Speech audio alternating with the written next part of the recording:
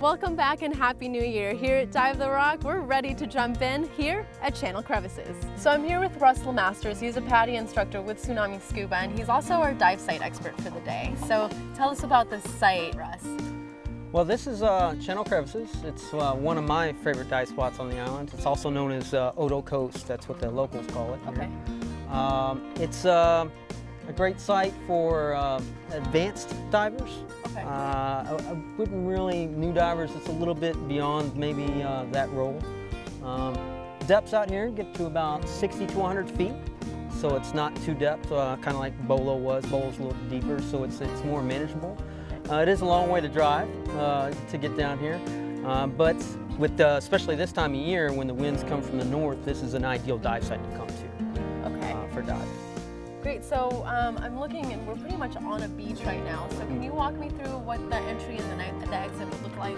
So yeah, so once you put your gear together, you'll walk down this way, you walk along the beach, and you'll continue to go kind of around the reef right there. Okay. And right there in that little pool, that's where you can put your fins and mask on.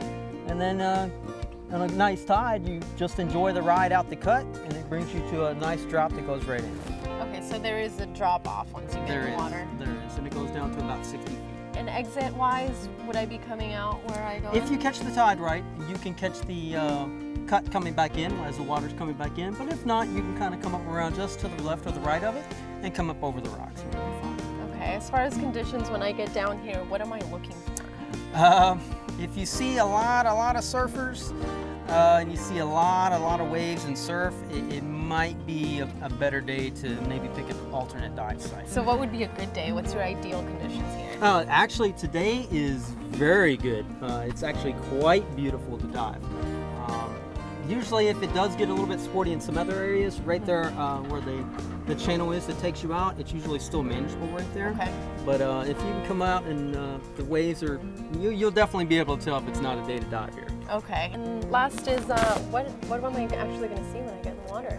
Everything. Really? I took a class out here a couple of weeks ago. We saw some spotted eagle rays. There's a variety of reef sharks out here, white tip and black tip.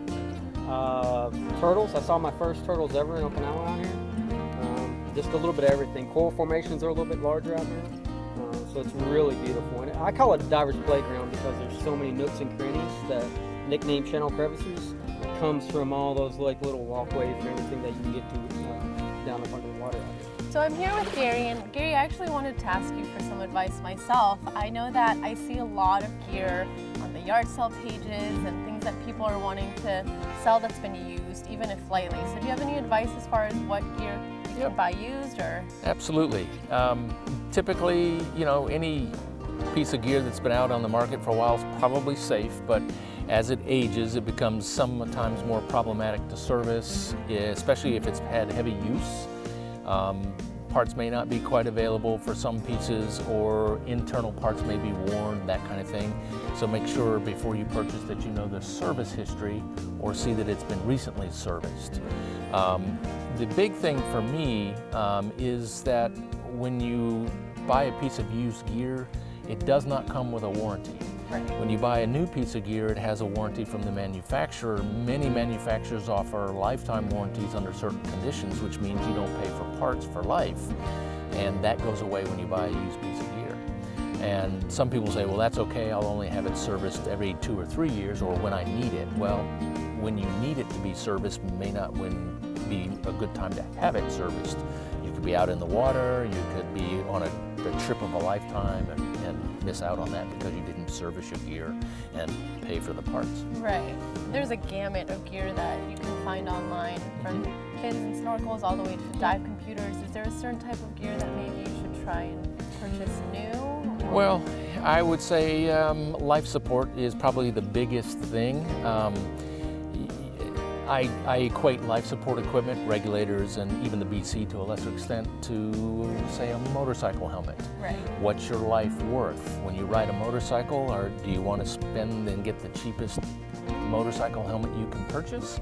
Or are you going to buy a nice helmet that's better rated and has a better safety rating for that unlikely event? Same thing with a regulator. Right. If you're going to be in the water, you want the best that you can possibly get, and you want to make sure that you know its history and how it performs. Any other advice in terms of looking for used gear? Obviously, if it's too good to be true or the price is really low, you might want to take that as a red flag, but anything else? Very much so. If you're buying cylinders, which I know happens a lot here, just make sure they're in current hydrostatic testing and current visual, so there aren't any surprises later. Mask fins and snorkel, those are all personal fit items, so obviously you need to make sure they fit and they feel comfortable. And then, you know, other ancillary items, cameras, lights, knives, and things of that nature, less dramatically important than the life support. Any of the dive shops on the island will sell reputable gear and service the brands that they sell, so that would be probably my first starting point when it comes to my life support. Anything else you want to add? Well, actually, coming into the new year, here we are in January, it's the middle of winter. The Foster location is going to be going down for renovation. Scheduled right now for February 1st, but we've got some move time and things like that in there. Things aren't 100% set yet, but we will be closing for a little bit in that time. Keep up to date with Facebook and our website. We'll be happy to explain actually where we're going to be located, because we will try to continue some operations. That's all for now. Check back in with us next month to see where we'll be blowing bubbles. Thanks for watching.